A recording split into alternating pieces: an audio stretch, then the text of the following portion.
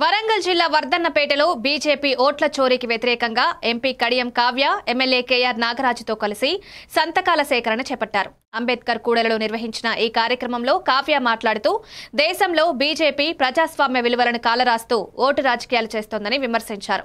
ప్రజల ప్రాథమిక హక్కుగా ఉన్న ఓటును దోపిడీ చేసే ప్రయత్నాలను ప్రజలు గుర్తించాలని పిలుపునిచ్చారు.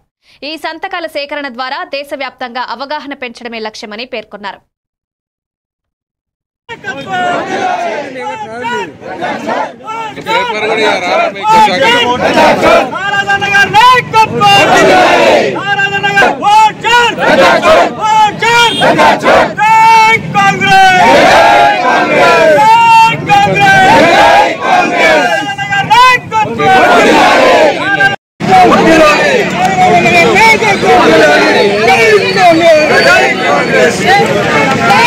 ఓట్ల వారికి కూడా తీసేయడం జరిగింది. నకిలీ ఓట్లు కూడా చాలా చేర్చడం జరిగింది.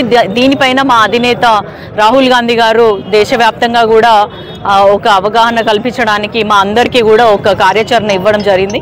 మేము 15 సెప్టెంబర్ నుంచి 15 అక్టోబర్ వరకు 5 కోట్ల ఈ సంతకాల సేకరణకి మేము కార్యరూపం తీసుకొస్తున్నాము. ఈవీఎం ప్యాడ్స్ అడిగాడు, ఏదైతే ఓట్లు పడ్డాక లెక్కింపు దానికి అవన్నీ అడిగినా కూడా దానికి మీరు సంతకం చేసేయండి, మీరు సంతకం చేస్తే మేము ఇస్తామని సిగ్గుమాలిన మాటలు మాట్లాడుతున్నారు. కాబట్టి ఇకనైనా ఈసీకి సిగ్గు శరం ఉంటే తక్షణమే రాజీనామాలు చేసి వారు ప్రభుత్వానికి రాజ్యాంగానికి